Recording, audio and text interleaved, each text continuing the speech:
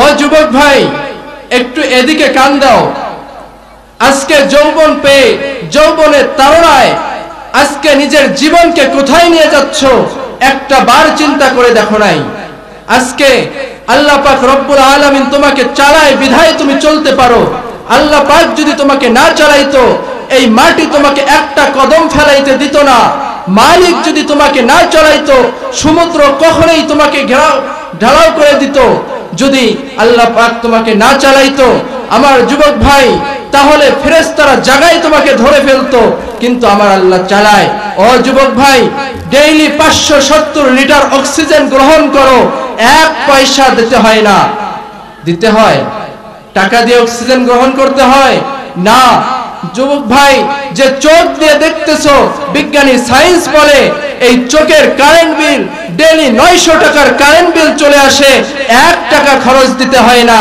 আমার প্রিয় ভাইরা, চলে আসুন, দুনিয়ার সমস্ত মায়া মোহ ত্যাগ করে দিনের পথে চলে আসো, আল্লাহ এবং আল্লাহ রাসূলের পথে চলে আসো। ও যুবক ভাই, খাও দাও ফুর্তি করো, দুনিয়াটা মস্ত বড়। এজন্য আল্লাহ পাক তোমারে আমারে দুনিয়াতে পাঠায় নাই। আল্লাহ রব্বুল আলামিন বলে, ইন্নী জাইলুন ফিল আরদি খলিফা। এই জমিনে আল্লাহ তাআলা নেতৃত্ব কায়েম করার জন্য পাঠিয়েছেন।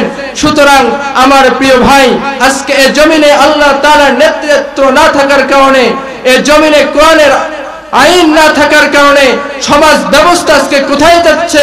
আজকে সমাজের মধ্যে কোরআনের আইন বাস্তবায়ন না থাকার কারণে আজকে এদেশের মধ্যে হাজারো মসজিদ মাদ্রাসা আছে, হাজারো মেম্বার আছে, যে মেম্বারগুলো থেকে হকের আওয়াজ আসে না, ঠিক কিনা? আজকে এদেশের মধ্যে আজকে সমাজ ব্যবস্থা কোরআন না থাকার কারণে, মুসলমানদের হাতে সমাজ ব্যবস্থা না থাকার কারণে আজকে মসজিদ মাদ্রাসা থেকে যেভাবে হকের আওয়াজ মেম্বার থেকে দিতে পারে না, আজকে মুসলমানদের হাতে সমাজ ব্যবস্থা না থাকার কারণে স্কুল কলেজ ইউনিভার্সিটিগুলো থেকে রাসূলের জীবনীকে ছুঁড়ে ফেলে দিয়ে দারওয়ানের মতবাদ শিক্ষা দেওয়ার মতো সাহস নাস্তিক বেঈমানরা পায়, ঠিক কিনা? আজকে মুসলমানদের হাতে সমাজ ব্যবস্থা না থাকার কারণে আজকে এদেশের সংবিধান সিলেবাসের মধ্যে, স্কুল কলেজের ইউনিভার্সিটির সিলেবাসের মধ্যে শরীফ থেকে শরীফার ঘটনা তুলে দেওয়ার মতো সাহস পায়, ঠিক কিনা?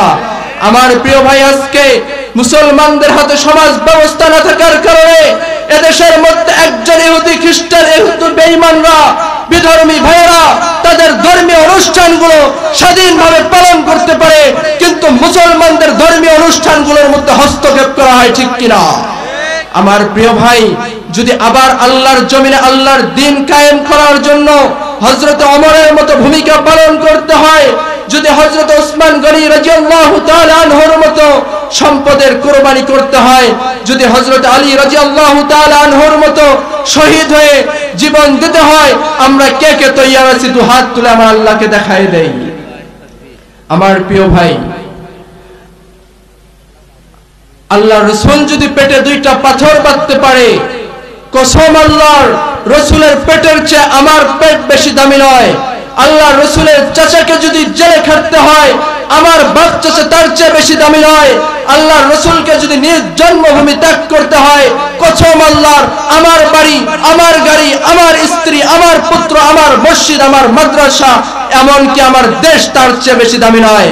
সুতরাং আল্লাহ পাককে সাক্ষী রেখে বলে যাবেন, ও আল্লাহ, আপনার জমিনে আপনার দ্বীন বাস্তবায়ন করার জন্য যদি জীবনের সমস্ত রক্তগুলো, আমার শরীরের সম্পূর্ণ রক্ত যদি জমিনে ঢেলে দিতে হয়, আমি দিতে তৈয়ার আছি। তারপরেও আপনার জমিনে আপনার দ্বীনকে ধ্বংস হতে দিব না, দিব না, দিব না।